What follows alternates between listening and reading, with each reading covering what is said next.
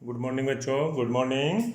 आज बेटा हम लोग ह्यूमन इवोल्यूशन डिस्कस करने जा रहे हैं। क्या डिस्कस करने जा रहे हैं? Human evolution. देखो ह्यूमन इवोल्यूशन में क्या क्वेश्चन बनता है, कैसे हम लोग याद रखेंगे, एक एक बात इसके बारे में क्या क्या हमें जाननी है, ध्यान देना। देखो ह्यूमन इवोल्यूशन में मेनली क्वेश्चन क्या क्या बनता है। क्वेश्चन इस तरीके से बनता है, एक तो पूछ लेते हैं क्रेनियल कैपेसिटी।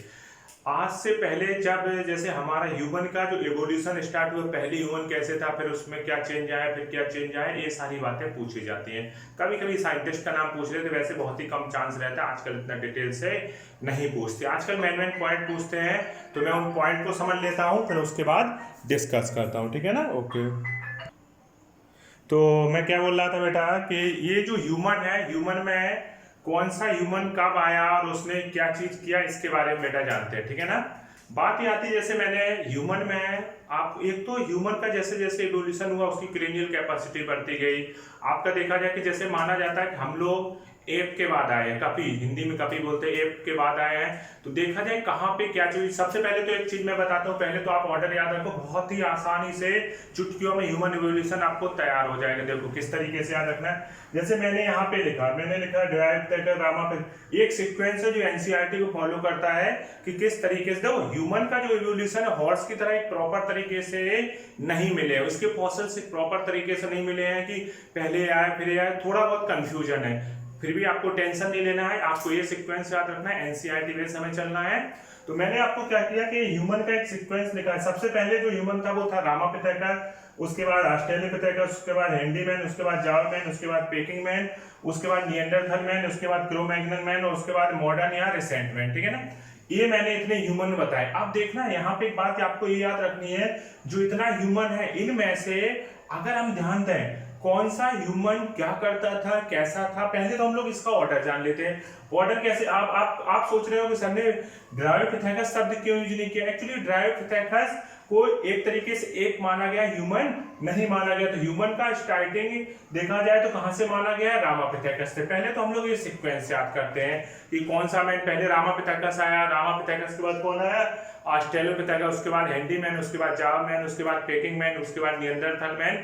इस तरीके से जो भी मैन आए, है ना। अब हम लोग डिस्कस करें किस तरीके से कब रामापिथेकस, कब ऑस्ट्रेलोपिथेकस, कब हैंडीमैन। तो देखो इसको आप लोग कैसे याद रखोगे, इसको आप लोग इस तरीके से याद रखना। आप याद रखना, जैसे मैं भगवान राम की बात करूं, अगर मैं भगवान राम की बात करूं, मैं आपसे कहूं कि अगर भगवान राम आज होते, भगवान राम आज होते तो कहां होते। नॉर्मल सी बात है यार, भगवान राम से अगर मैं पूछूं, आपसे पूछूं भगवान राम कैसे थे, टैलेंटेड थे कि ऐसे ही थे, तो सिंपल सी बात है, भगवान थे, टैलेंटेड तो थे ही बहुत ज्यादा।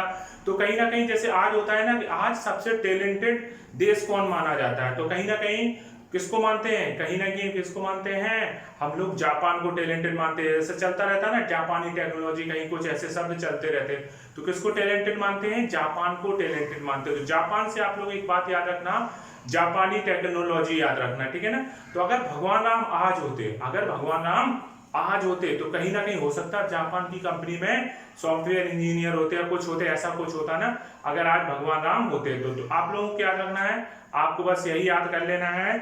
आप क्या याद रखोगे, भगवान राम अगर आज होते तो कहाँ होते, जापान की कंपनी में होते ना। तो आपको क्या रखना है, राम आज है जापानी कंपनी में। क्या रखना है, राम आज राम आज है जापानी, कहा बेटा, राम आज है जापानी कंपनी में। राम आज है जापानी कंपनी, क्या रखना है, राम आज है जापानी। एक तो शब्द आपको याद रखना है, राम आज है जापानी कंपनी में। राम मतलब रामापिथेकस, आज मतलब ऑस्ट्रेलोपिथेकस, है मतलब हैंडीमैन, जा मतलब जावामैन, पा मतलब पेकिंग मैन, ना मतलब निएंडरथल मैन, का मतलब क्रो-मैग्नन मैन और मा मतलब मॉडर्न मैन। तो राम आज है जापान।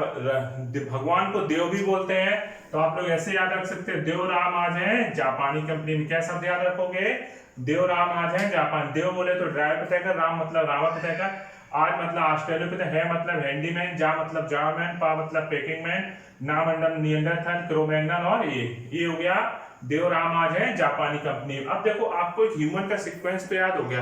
बच्चे क्या घंटों तक पढ़ते रहते लगे हैं, एक एक चीज याद कर रहे हैं, नहीं होता उन्हें ह्यूमन इवोल्यूशन पर। मैं जैसा बता रहा हूँ उस तरीके से पढ़िए, बहुत आसानी से आपको याद हो जाएगा। तो देवराम आज है जापानी कंपनी। अब ध्यान देना कि जो ड्रायोपिथेकस था, अब मैंने कुछ बातें यहाँ पे इस तरीके से लिखी है ड्रायोपिथेकस के बारे में, या अदर के बारे में मैंने इस तरीके से जो लिखा हुआ है उनके बारे में जानेंगे।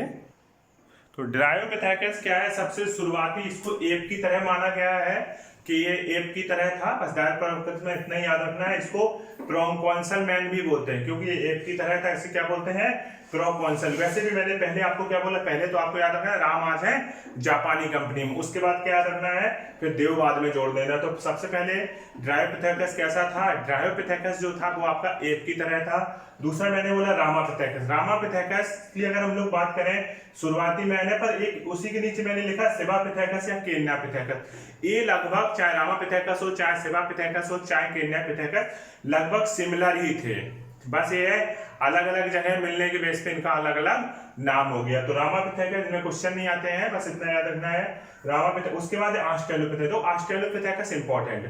ऑस्ट्रेलोपिथेकस को एक तो कनेक्टिंग लिंक मान सकते हैं एप और ह्यूमन के बीच की। क्या मान सकते हैं इसको, कनेक्टिंग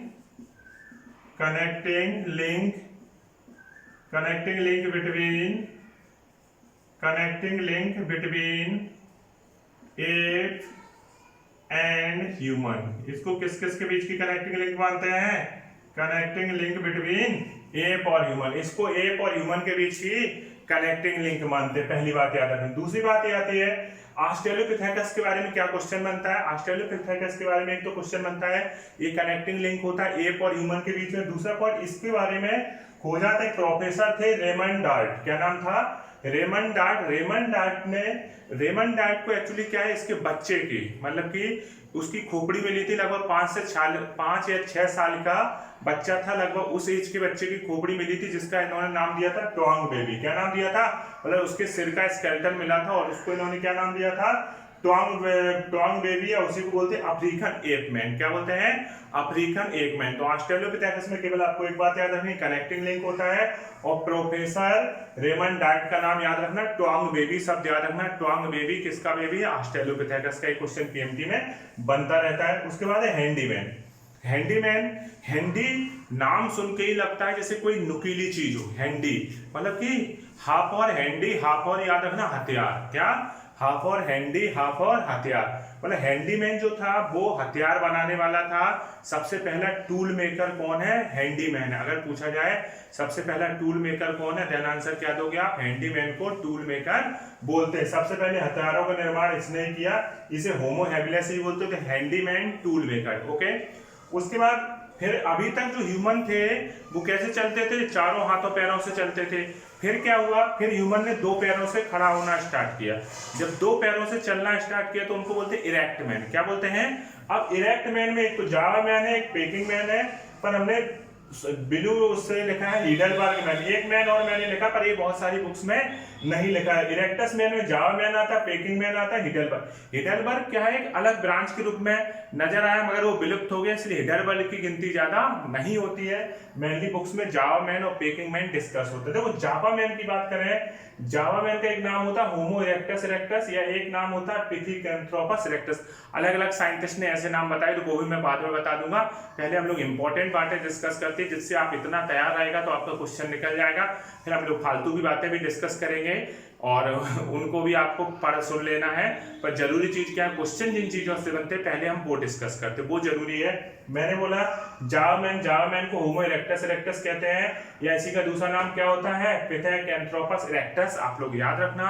अब जावा मैन से याद रखना, जा फॉर जलना। क्या, जा फॉर जलना, मतलब कि फायर आग का आविष्कार, फायर का जो आविष्कार है वो किसने किया था? जावामैन ने। हथियारों का किसने किया था? हैंडीमैन ने। उसके बाद है पेकिंग मैन। पेकिंग मैन को क्या बोलते हैं? होमो इरेक्टस पैकियंसिस। आपको नाम देख के ही शायद समझ में आ रहा होगा, इरेक्ट मैन तो है ही। इरेक्ट मैन इन्हें क्यों बोलते हैं? क्योंकि ये दो पैरों पे खड़े होके चलने लगे थे। तो जावामैन को क्या बोलेंगे? होमो इरेक्टस इरेक्टस या पिथेकैंथ्रोपस इरेक्टस। जबकि पेकिंग मैन को क्या बोलेंगे? होमो इरेक्टस पैकियंसिस। और इसी का दूसरा नाम होता है साइनैंथ्रोपस इरेक्टस। ठीक है। उसके बाद नेक्स्ट है हीडलबर्ग। इसके बारे में स्पेशल हमें कुछ नहीं जानना है, लगभग इरेक्ट मैन में ही काउंट होता है, पर ये जल्दी ही विलुप्त हो गया था, इसलिए इसकी बहुत सारी थ्योरी नहीं है, केवल इन्हीं की तरह होता है लगभग। उसके बाद है निएंडरथल में। देखो निएंडरथल से निएंडरथल एंड फॉर लगता है नया नया। तो निएंडरथल नया नया क्या काम करता था? नई चीज इसे हुई थी कि इस माना जाता है कि कृषि वगैरह के बारे में, एग्रीकल्चर वगैरह करता था। ये माना जाता है कि ये इसको ईश्वर पे विश्वास था। कि जो निएंडरथल मैन था इसके बारे में कहा गया था आत्मा अजर अमर है, ऐसा ये मानता था। इसके अलावा कैनाई बैलेंस भी इसमें देखी गई थी, ह्यूमन को खा लेता था, ऐसा भी देखा गया। फिलहाल ईश्वर पे विश्वास ऐसे था। इसके बाद मुर्दों को गाड़ने का या उनका मतलब कि देखा जाए जलाना, मेनली गाड़ना, पहले तो गाड़ते ही होंगे शायद। तो कहीं ना कहीं देखा जाए कि जो ईश्वर के प्रति विश्वास, कि भगवान है, ये निएंडरथल को मालूम था। ये मुर्दों को गाड़ने का काम करता था। तो ये जो नई नई चीजें डेवलप की वो किसने की? निएंडरथल ने। उसके बाद आता है क्रो-मैग्नन। क्रो-मैग्नन क्या करता था? अब यार आगे जैसे जैसे टाइम बढ़ता जाता है चीजें बदलती जाती हैं। क्रो-मैग्नन क्या करता था? गुफाओं में पेंटिंग करने का काम करता था, गुफाओं में पेंटिंग करता था। उसके बाद है तो गुफाओं में पेंटिंग कौन करता था? क्रो-मैग्नन करता था। उसके बाद रिसेंट मैन को होमो सेपियंस कहते हैं। इनको आप जान ही रहे, हम आप लोग क्या है? होमो सेपियंस। ठीक है। अब देखो बात आती है क्रेनियल कैपेसिटी। जैसे जैसे ऊपर से आप नीचे की तरफ चलते हो क्रेनियल कैपेसिटी बढ़ती जाती है। क्रेनियल कैपेसिटी का, हमारा जो क्रेनियम की कैपेसिटी है बढ़ती गई, यही इंसान के बहुत इंपॉर्टेंट करेक्टर में भी आता है। तो सबसे इंपॉर्टेंट वो चीजें तो बहुत सारी ह्यूमन में चेंज हुई। पहले जबड़ा आगे की तरफ था, अभी पीछे की तरफ हुआ। पहले मुंह अजीब सा, जैसे वेस्ट इंडीज के लोग अभी भी कुछ कुछ ऐसे लगते हैं। तो जो मुंह है पहले ऐसे बड़ा हुआ था, चिंपांजी गोरिल्ला की तरफ, कैसा होगा? पीछे की तरफ होता गया। तो यहाँ पे देखो मैंने कहा ड्रायोपिथेकस की लगभग क्रेनियल कैपेसिटी, देखो हम लोग 400 शुरू करेंगे, 400, फिर ये तो लगभग बराबर ही थे, तो 400, 450, फिर लगभग ऑस्ट्रेलोपिथेकस 600 हो गया, फिर हैंडीमैन 650 से 800 हो गया, फिर ये 900 हो गया, फिर 1050 हो गया, फिर मतलब आप देख रहे हैं 100 150 आप इंक्रीज करते जाओगे तो सब आसानी से याद हो। पर आप यहाँ पे जो क्रो-मैग्नन मैन है वो 1650 सीसी है और होमो सेपियंस 1450। तो केवल ये नहीं होता कि कैपेसिटी कितनी है, उसमें डिपेंड करता है ग्रे मैटर वगैरह किस तरीके से डेवलप किया गया है। जैसे एक क्लास में इतने सारे बच्चे होते पर कुछ एक नंबर के गधे होते, कुछ एक नंबर के होशियार भी होते हैं, कुछ मीडियम होते। पर भगवान ने क्या बुद्धि कम दी है? किसी को ज्यादा दी, सबको इक्वल दिया 1450 सीसी। मगर ये डिपेंड करता है आप कितनी पढ़ाई कर रहे हैं। आप अपने ग्रे मैटर को, मैंने नर्वस सिस्टम में पढ़ाया था, आप अपने ग्रे मैटर को कितना डेवलप कर रहे हो, कितना उसको फैला रहे हो, ये इन चीजों पे डिपेंड करता है। तो इतनी बात आपको समझ में आ गई ऊपर से नीचे तक कहा। अब मैं और बातें डिस्कस करूं, इतनी बातें आपको क्लियर होगी, यहाँ पे कोई दिक्कत तो नहीं ना? तो अगर मैं पूछूं, जल्दी बोलो आंसर। अगर मैं पूछूं, अगर पूछा जाए इरेक्ट मैन में कौन आएंगे, तो जावामैन, पेकिंग मैन और हीडलबर्ग। तो हीडलबर्ग मैंने ब्लू से क्यों लिखा है? क्योंकि मेनली ये दो ही काउंट होते हैं। निएंडरथल मैन आप जान गए। गुफाओं में पेंटिंग कौन करता था? क्रो-मैग्नन। मुर्दों को गाड़ने का ईश्वर पे विश्वास कौन करता था? निएंडरथल। टूल मेकर कौन था? हथियार कौन बनाता था? हैंडीमैन। जलाने का काम किसने किया? जावामैन। एक चीज और याद रखना, जो हैंडीमैन थे ये आपके नॉनवेज नहीं खाते थे, मांस वगैरह नहीं खाते थे, भले इन्होंने वो किया था, टूल का निर्माण किया था। एक चीज और याद रखना, गुफाओं में रहते थे, है ना, अपने बच्चों का केयर करते थे, ये सारी बातें इनके अंदर थी। तो पहले इतना लिख लो, फिर बेटा हम और बातें बताते हैं। ओके, अब देखिए बोर्ड पे मैंने कुछ इंपॉर्टेंट पॉइंट लिखे हैं, इनके बारे में जानिए। जैसे मैंने लिखा है फर्स्ट होमोमैन, तो सबसे पहले होमो टर्म किसके साथ जुड़ा था? होमो हैबिलस या हैंडीमैन के द्वारा साथ जुड़ा था। तो फर्स्ट होमोमैन क्या कहलाएगा? होमो हैबिलस या हैंडीमैन को ही होमो हैबिलस बोलते हैं। दूसरा मैंने बोला फर्स्ट होमो सेपियंस। तो होमो सेपियंस शब्द कहाँ से? देखो मैंने कहा था, मैंने आपको बताया था रामानुजन जापानी कंपनी में मैंने मॉडर्न या रिसेंटमेंट हम लोगों को बताया था। मॉडर्न में आपको एक बात याद रखना, निएंडरथल भी आता है और क्रो-मैग्नन भी आता है। ट्रिक के बेस पे ही नहीं, केवल इस बात को भी ध्यान रखना, मॉडर्न मैन में कौन कौन आता है? निएंडरथल भी आता है और क्रो-मैग्नन भी आता है। उसके बाद हम लोग तो रिसेंट है ही, हम लोग प्रेजेंट के मॉडर्न मैन है। तो अगर हम यहाँ पे देखते हैं कि फर्स्ट होमोसेपियंस, तो निएंडरथल का क्या नाम था? होमोसेपियंस निएंडरथैलिस। तो होमोसेपियंस मैन कौन हो जाएगा? निएंडरथैलिस। उसके बाद मैंने बोला human ancestor first start bipedal, दो पैरों से चलना सबसे पहले किसने स्टार्ट किया? ऑस्ट्रेलोपिथेकस ने किया। उसके बाद है next human and first tool, सबसे पहले हथियारों का निर्माण किसने शुरू किया? होमो हैबिलस हैंडीमैन ने। आग का आविष्कार किसने किया? जावा मैन ने। फिर है भगवान पे कौन विश्वास करता था? निएंडरथल।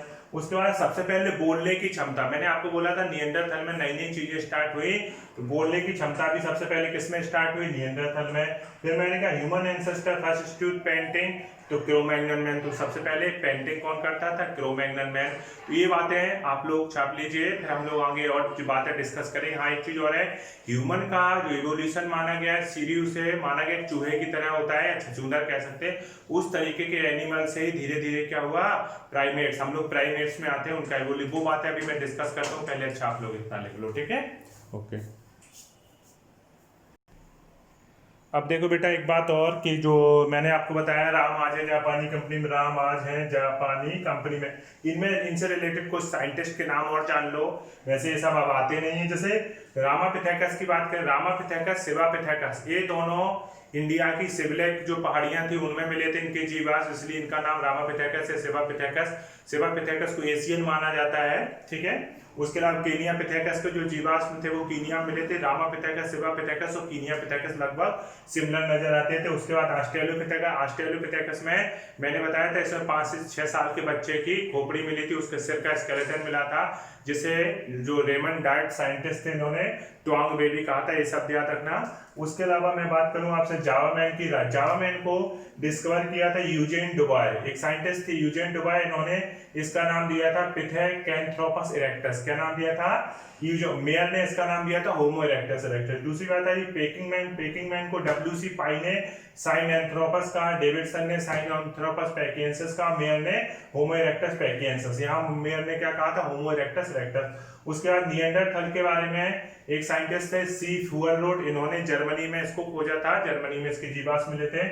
उसके बाद है एक क्रो-मैग्नन में, इनकी जो ये फ्रांस में एक रॉक थी मैग्नन रॉक, वहां से इनको देखा गया था, इसलिए इनका नाम क्रो-मैग्नन रखा गया था। अब इसके अलावा हम लोग कुछ और साइंटिस्ट डिस्कस करने जा रहे हैं, उन साइंटिस्ट की थ्योरी इवोल्यूशन से रिलेटेड डिस्कस कर लेते हैं। उसके बाद फिर हम लोग डिस्कस करेंगे किसके बारे में? हम लोग डिस्कस करेंगे आपका ह्यूमन और एप के बीच में जो समानता है, और इसके बाद लेसन कंप्लीट हो जाए। बहुत बड़ा लेसन नहीं, पर बहुत इंपॉर्टेंट पॉइंट जिस तरीके से मैंने बताए उस तरीके से याद रखना, क्वेश्चन निकल जाए। अब कुछ साइंटिस्ट के अभी मैं लिख भी दूंगा उन साइंटिस्ट का नाम, तो आप पहले सुन लीजिए। कुछ साइंटिस्ट के नाम होते हैं वो जिन्होंने इवोल्यूशन से रिलेटेड कुछ बातें रखी। जैसे एक नाम होता है एलन रूल, एलन पीएमटी में आ चुका है। एलन का रूल क्या है? एलन रूल बोलता है कि ऐसे एनिमल्स जो ठंडी जगह में रहते हैं, ऐसे एनिमल्स जो ठंडी जगह में रहते हैं, उनके एक्सटर्नल पार्ट जैसे कान हो गया, नाक हो गई, ये जो चीजें हैं इवोल्यूशन के अकॉर्डिंग छोटे होते जा रहे हैं, जिससे हीट का लॉस ना हो। तो एलन ने क्या बताया कि छोटा हो जाना, क्या होते जा रहे हैं? कोई भी चीज है इवोल्यूशन के अकॉर्डिंग क्या होती जा रही है। अगर जो ठंडी जगह पर रहने वाले एनिमल होते हैं, वैसे भी देख तो सर्दियों में हम लोग गोल मटोल होकर लेट जाते हैं, गर्मियों में फैल के लेटते हैं, तो कहीं ना कहीं गोल मटोल लोग क्यों लेटते हैं? जिससे कि बॉडी से हीट का लॉस ना हो, जितनी भी हीट है वो बची रहे। तो ठंडी जगह में रहने वाले एनिमल्स के बाहरी चीजें, काना, ये सारी चीजें क्या होती हैं? छोटे होते जाते हैं, ये एलन ने बताया था। इसके बाद एक साइंटिस्ट थे बर्जमान। बर्जमान ने क्या कहा? ध्यान देना, बर्जमान से याद रखना वज्र, वज्र से फीलिंग आती बड़ी वाली। कैसी फीलिंग आती है? जैसे आपने सुना होगा इंद्र भगवान का वज्र था, या वज्र पुलिस चलती है, कहीं दंगा नियंत्रण करना है तो एक पुलिस चलती है जिसको बोलते हैं वज्र पुलिस। तो वज्र दूसरा रूल है बर्जमान का रूल। बर्जमान ने क्या बताया? बर्जमान ने कहा कि आपका गर्म जगह पे रहने वाले या वार्म ब्लडेड एनिमल का इवोल्यूशन के अकॉर्डिंग देखा गया है, उनका शरीर की साइज जो होती है, बॉडी साइज इंक्रीज करती है। इवोल्यूशन क्या कहता है? जो लोग गर्म जगह में रहने वाले वार्म ब्लडेड एनिमल हैं, उनकी बॉडी साइज इवोल्यूशन के अकॉर्डिंग क्या होती जा रही है? धीरे धीरे साइज बढ़ती जा रही है, बॉडी साइज बढ़ रही है। मतलब बर्जमान ने क्या कहा? वज्र जैसा होता जाना, मतलब कि बड़ा होता जाए। एलन ने क्या कहा था? एक्सटर्नल पार्ट का छोटा होता जाना। बर्जमान ने क्या कहा? बड़ा होता जाए। एक एक एग्जाम्पल जैसे मैं बोल रहा हूँ वैसे याद रखना। याद हो जाए। उसके अलावा एक साइंटिस्ट थे डोलो। कौन से थे? डोलो। देखो डोलो को कैसे याद रखना, आप याद रखना डोलो डोलता नहीं। क्या याद रखना? डोलो डोलता नहीं। तो डोलो डोलता नहीं क्या मतलब हुआ? डोलो डोलता नहीं का मतलब क्या हुआ? जैसे मैंने कहा ना, आप लोग कहते जैसे गाना होता है ना, तन डोले मेरा मन डोले, इस तरीके, या आपने देखा झूला वगैरह होता है, झूले में झूलो आप, सावन का महीना आ रहा है तो सब झूलो आप, तो झूला क्या होता है, ऐसे आगे पीछे जाता है ना, डोलता रहता है ना झूला। तो डोलो डोलने से याद रखना, डोलना मतलब कोई भी चीज आगे पीछे, गाना भी है ना कि वो डोलता है आगे पीछे, इस तरीके से आपने सुना हो कभी। तो मैंने कहा डोलना, डोलना मतलब आगे पीछे जाना। तो इवोल्यूशन जो होता है, डोलो ने कहा जैसे ये डोल, इवोल्यूशन डोलता नहीं, मतलब कि इवोल्यूशन रिवर्स डायरेक्शन में नहीं होता है। डोलने में क्या होता है, आप आगे गए फिर वापस आए, ऐसे ही ऐसे होता है ना। पर डोलो ने क्या कहा, इवोल्यूशन रिवर्स डायरेक्शन में नहीं होता, मतलब कि इवोल्यूशन डोलता नहीं। डोलो ने क्या कहा, डोलता नहीं। उसके अलावा एक रूल होता है आपका जॉर्डन का रूल। देखो जा फॉर जॉर्डन, जा फॉर याद रखना जाड़े, क्या रखना, जा फॉर जॉर्डन, जा फॉर जाड़े। जॉर्डन ने क्या कहा था, जॉर्डन ने कहा था कि आपका जैसे दो जगह, जो ज्यादा ठंडी जगह में मछलियां पाई जा रही हो, जो कम ठंडी, जैसे एक नॉर्मल जगह है जैसे अपने यहाँ है, अपने यहाँ क्या होता है नदियों का पानी जमता नहीं, पर जहाँ माइनस में टेम्परेचर चला जाता है वहां पे पानी जम जाता है। तो उन्होंने कहा कि जो जहाँ पानी जम जाता है, जहाँ पे बहुत ज्यादा सर्दी, वहां की मछलियों में रिप्स की संख्या अधिक होती कंपेयर टू हम लोगों के, उनमें रिप्स की संख्या अधिक होती। तो इसको कैसे याद रखोगे, इस थ्योरी को कैसे, देखो एक तरीका है, आप इसको इस तरीके से याद रखिए कि जैसे आपसे मैं कहूं कि आपको एक नॉर्मल नदी में तैरने के लिए फेंका जाए, और एक है जिसमें बर्फ जमी हो, तो आपको ताकत कहाँ लगानी पड़ेगी, बर्फ को तोड़ने में आपको शरीर से ज्यादा, पानी को ऐसे करने में तो आपको इतनी दिक्कत नहीं, पर बर्फ के नीचे आप दबे हो तो बर्फ को आपको तोड़ने में कहीं ना कहीं शरीर से आपको ज्यादा ताकत लगे। जब ज्यादा ताकत लगानी पड़ेगी तो यहाँ रिप्स से ताकत लगेगी नहीं लगेगी, और जिन्हें ज्यादा ताकत लगानी, भगवान जी ने उन्हें रिप्स की संख्या ज्यादा दे दी। तो ये क्या हो गया, जॉर्डन का रूल हो गया, ठीक है ना। तो इसके अलावा एक को ग्लोगर का रूल था, ग्लोगर, ग्लोगर ने कहा, देखो ग्लोगर से, ग्लोगर नाम सुन के सब कलरफुल बातें याद रखते हैं, जैसे कुछ कलर्स की बात हो रही है, ऐसा लगता है ग्लो कलर है ना, ग्लोगर से कलर वाली याद आती है। तो ग्लोगर ने कहा, क्या कहा था, इन्होंने कहा था ऐसे एनिमल्स जो गर्म जगह पे रहते हैं उनकी बॉडी में मेलानिन का अमाउंट बढ़ता जाता है, मतलब काले होते जाते हैं, इस तरीके से भी, कैसे काले होने ही नहीं कहेंगे, उनमें मेलानिन बढ़ जाता है। किसने कहा था, ग्लोगर्स ने कहा था। तो पहले इतना लिख लो, फिर मैं उन साइंटिस्ट के नाम भी लिख देता हूँ। अब देखिए मैंने कुछ नाम लिखे हैं साइंटिस्ट के, जो मैंने अभी 2 मिनट पहले आपको समझाए थे। तो सबसे पहले एलन्स का रूल है।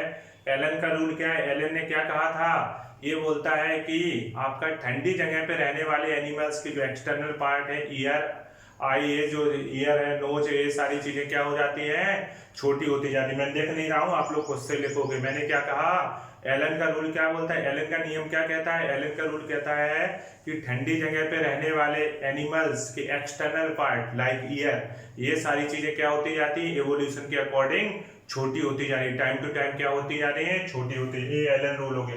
दूसरा मैंने कहा बर्जमान रूल। बर्जमान क्या कहता है, बर्जमान ने कहा कि बाप और बर्जमान, बाप और वार्म ब्लडेड एनिमल, बाप और बर्जमान, बाप और warm blooded animal, warm blooded animal अगर ठंडी जगह पे रहते हैं तो उनका एवोल्यूशन के अकॉर्डिंग उनकी बॉडी साइज कैसी होती जा रही है, बड़ी होती। बाप और बर्जमान, बाप और वार्म ब्लडेड, बाप और बड़ी होना। तो ये वार्म ब्लडेड एनिमल की इन्होंने केवल किस पे अप्लाई किया था, वार्म ब्लडेड एनिमल पे। जबकि एक साइंटिस्ट थे कोप, यहाँ पे मैं बता दूं कोप ने क्या कहा था, एवोल्यूशन के अकॉर्डिंग, ध्यान देना, अभी कोप का बाद में बताते हैं, चलो छोड़ो। ग्लोगर, ग्लोगर अभी मैंने बताया था, ग्लोगर मतलब कलर, ग्लोगर से ऐसा लगता है जैसे कलर की बात हो रही है। तो जो गर्म जगह पे रहते हैं एनिमल्स, उनकी बॉडी में क्या हो जाता है, मेलानिन का अमाउंट बढ़ता जाता है। किसने कहा था, ग्लोगर ने कहा था। उसके बाद बात आती डोलो। डोलो को मैंने क्या कहा, डोलता नहीं, एवोल्यूशन रिवर्स डायरेक्शन में नहीं होता। एक एक पॉइंट ध्यान से सुनते चलना, आपको सबके बारे में लिखना है। फिर से मैं रिपीट कर रहा हूँ, एलन ने क्या बोला, एलन ने बोला कि जो आपके एनिमल्स होते हैं, अगर ठंडी जगह पे रहने वाले एनिमल्स के एक्सटर्नल पार्ट कैसे होते जाते हैं, एवोल्यूशन के अकॉर्डिंग धीरे धीरे छोटे होते जा रहे हैं, जिससे कि हीट का लॉस ना हो। बर्जमान ने क्या कहा, मैंने कहा बाप और बर्जमान, बाप और वार्म ब्लडेड, बाप और वज्र। बर्जमान ने क्या, या बड़ा होना, तो बर्जमान ने क्या कहा, वार्म ब्लडेड एनिमल का शरीर क्या होता है, एवोल्यूशन के अकॉर्डिंग बड़ा होता जा रहा है। उसके बाद मैंने कहा गिलोगर, गिलोगर का मतलब क्या होता है? कलर, कलर मतलब कि गर्म जगह पे रहने वाले एनिमल्स में मिलेनियम का अमाउंट बढ़ता जा रहा है। किसने कहा? गिलोगर ने कहा। उसके बाद है डोलो, डोलो मतलब डोलता नहीं, इवोल्यूशन रिवर्स डायरेक्शन में नहीं होता है, ये याद रखना। गॉसी, गॉसी ने क्या कहा? गैस करो, अगर दो आदमी एक साथ रहे, एक जैसे दो एनिमल्स हैं या कोई एनिमल्स की प्रजाति है, वो अगर लंबे टाइम तक एक साथ रहे, गिलोगर ने क्या कहा? अगर वो लंबे टाइम तक एक साथ रहे, जिनकी जरूरतें समान है, मतलब कि ऐसे एनिमल जिनकी आवश्यकता हर चीज समान है, वो लंबे टाइम तक एक साथ नहीं रह सकते। सिंपल सी बात है, कंपटीशन होगी, समस्या है। जैसे घर में दो बच्चे हैं, एक अमरूद है, अब उसी को लेकर लड़ेंगे, हम यही वाला खाएंगे, तो टेंशन होगी कि नहीं होगी? तो गार्जियंस क्या करेगा? दोनों को अलग अलग खिलाएगा, सेम नहीं के मतलब कि जब जरूरतें समान होती हैं तो वो लोग लंबे टाइम तक एक साथ नहीं रह सकते हैं। ये किसने कहा था? उनमें कंपटीशन होगी। एक गॉसिस ने, गॉसिस से मतलब आप गैस करना, दो लोग क्या रहे हैं साथ में, जिनकी जिनकी समानता जरूरतें समान हो, वो लंबे टाइम तक साथ नहीं रह सकते। गॉसी ने कहा था। कोपला, कोप ने क्या कहा? कोप का बिल्कुल रूल बिल्कुल बर्जमान की तरह था। कोप ने क्या कहा? ABCD में वैसे बी के बाद सी आता है, तो कोप ने क्या कहा? कोप ने बोला कि बर्जमान ने क्या कहा था? B for Bergmann, B for warm blooded, मतलब बर्जमान ने केवल वार्म ब्लडेड एनिमल पे बात रखी थी, पर इन्होंने कहा कि इवोल्यूशन के अकॉर्डिंग एनिमल्स की साइज धीरे धीरे बढ़ती जा रही, मतलब कि जो एनिमल अभी है फ्यूचर में वो और भी बड़ी साइज का हो जाएगा। तो इवोल्यूशन बोलता है कि टाइम टू टाइम एनिमल्स की साइज बढ़ रही, ये कोप ने कहा। उसके बाद है जॉर्डन, जॉर्डन मैंने बोला जा फॉर जॉर्डन, जा फॉर जाड़े, सर्दियों, तो सर्दियों में बर्फ जमेगी, तो जहां पे ज्यादा ठंडक है वहां के फिश में रिप्स की संख्या ज्यादा होती है कंपेयर टू नॉर्मल पानी में रहने वाली फिश के। तो ये रूल याद हो जाएंगे। अब हम लोग कुछ और छोटे छोटे पॉइंट हैं उनको डिस्कस कर लेते हैं, उसके बाद क्या हो जाएगा? ये लेसन कंप्लीट हो जाएगा। तो इसको आप लोग देख लीजिए। अब देखो, मैंने ह्यूमन और एप के बीच में कुछ सिमिलरिटी बताई है। ह्यूमन और एप में क्या, चूंकि एप के बाद ही ह्यूमन आया है, तो ह्यूमन और एप में ऐसी आखिरकार क्या सिमिलरिटी है? तो पहले मैंने लिखा bending pattern of chimpanzee, bending pattern of chromosome number. मतलब अगर देखा जाए एप में और ह्यूमन में क्रोमोसोम नंबर देखा जाए तीसरे और छठवें नंबर का कैसा होता है? ये पॉइंट पीएमटी में बन चुका है। कौन कौन से नंबर का क्रोमोसोम नंबर बिल्कुल सिमिलर होता है? तीसरा और छठवां। उसके बाद क्रोमोसोम की संख्या देखिए लगभग इक्वल होती है। ह्यूमन में 46 होती है, एप में कितनी होती है? 48 होती है। उसके बाद मैंने कहा डीएनए मैचिंग में जो होती है वो भी कैसी होती है? लगभग इक्वल होती है। जैसे देखा जाए मैचिंग है, डीएनए मैचिंग, ठीक है। अगर हम लोग डीएनए मैचिंग की बात करें तो एवरेज लगभग इक्वल होती है। लगभग चिंपैंजी से लगभग देखा जाए डीएनए 99% प्लस 99% से भी अधिक हमारे डीएनए किससे मैच करते हैं? चिंपैंजी से मैच करते हैं। उसके बाद गिब्बन से लगभग 94% और रीसस मंकी से लगभग 88%। मैं आपसे रीसस मंकी से एक बात याद आती है, मंकी दो टाइप के होते हैं, वो होता है ओल्ड वर्ल्ड मंकी, एक होता है न्यू वर्ल्ड मंकी। एक कौन सा होता है? ओल्ड वर्ल्ड मंकी, दूसरा क्या होता है? New world monkey. तो अगर हम लोग देखें तो हम लोग जो Rhesus monkey old world monkey में आता है, शायद आपने RH फैक्टर पढ़ा हो, तो अगर देखा जाए कि हम लोगों का आना है, हम लोग मेनली किससे रिलेटेड है? ओल्ड वर्ल्ड मंकी या new world monkey? Then answer क्या दोगे आप? Old world monkey, new world monkey answer आप नहीं दोगे, ठीक है ना। हम लोगों की अगर सिमिलरिटी देखी जाए कि हम लोग किससे रिलेटेड है, आंसर क्या दोगे? Old world monkey. उसके बाद मैंने बोला स्केल ऑफ, हाँ, अब चिंपैंजी का जो बच्चा होता है, बेबी चिंपैंजी होता है, उसका स्केल हम लोग ह्यूमन से काफी ज्यादा मैच करता है। ह्यूमन के स्केल अपने मतलब कि एडल्ट के स्केल से उतना मैच नहीं करता जितना ह्यूमन के स्केल से मैच करता, तो ये भी एक सिमिलरिटी हम लोगों में। उसके बाद है कंपोजिशन ऑफ हीमोग्लोबिन। लगभग हीमोग्लोबिन का भी कंपोजिशन कैसा होता है? सेम होता है, केवल एक अमीनो एसिड का डिफरेंस होता है ह्यूमन और गोरिल्ला के बीच में। उसके बाद है मेंस्ट्रुअल साइकिल। सिंपल सी बात है, मैंने पहले मेंस्ट्रुअल साइकिल पढ़ाई थी, तो मैंने आपको बताया था प्राइमेट्स में मेंस्ट्रुअल साइकिल पाई जाती है, और प्राइमेट्स में कौन कौन आता है? ह्यूमन, एप और मंकी आता है। उसके बाद है टेल, पूछ नहीं पाई जाती, गोरिल्ला, चिंपैंजी, इन सबको देखो कहीं पूछ पाई जाती है, पूछ नहीं होती है। हाँ, इनकी प्लाज्मा प्रोटीन भी सिमिलर होती है और AB ब्लड ग्रुप भी क्या होता है? पाया जाता है। तो ये बात हो गई एप से क्या सिमिलरिटी। अब कुछ इंपॉर्टेंट पॉइंट बता के ये लेसन कंप्लीट हो जाएगा, पहले इतना लिख लो बस।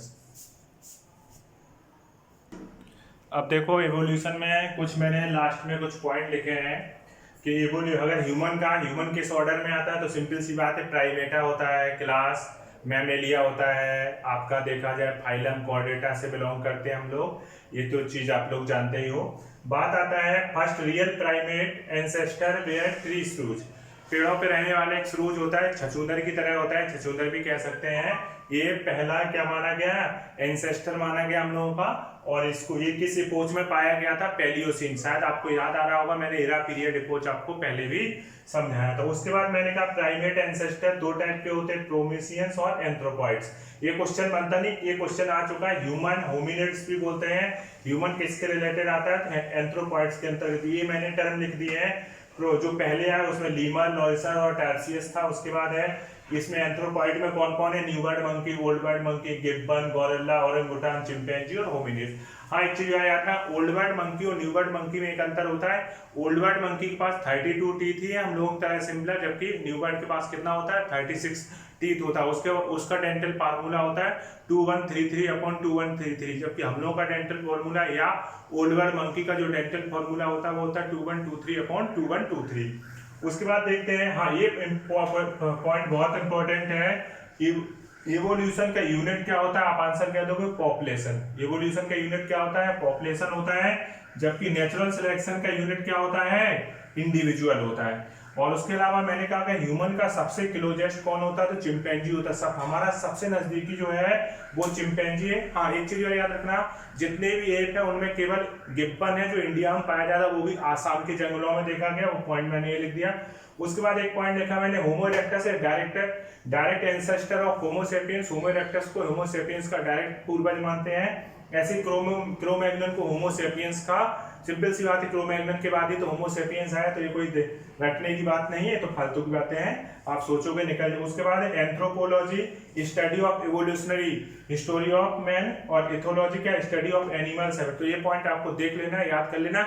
मैंने आपको क्या लेके चलना, राम आज है जापानी कंपनी से, उससे ही आपको क्वेश्चन निकल जाएंगे। जो पॉइंट मैंने सबसे पहले लिखा है वो बातें आपको बहुत अच्छे से आने चाहिए। इस तरीके से ह्यूमन इवोल्यूशन कंप्लीट हो गया। अब हम लोग 12th का एक नया टॉपिक स्टार्ट करेंगे।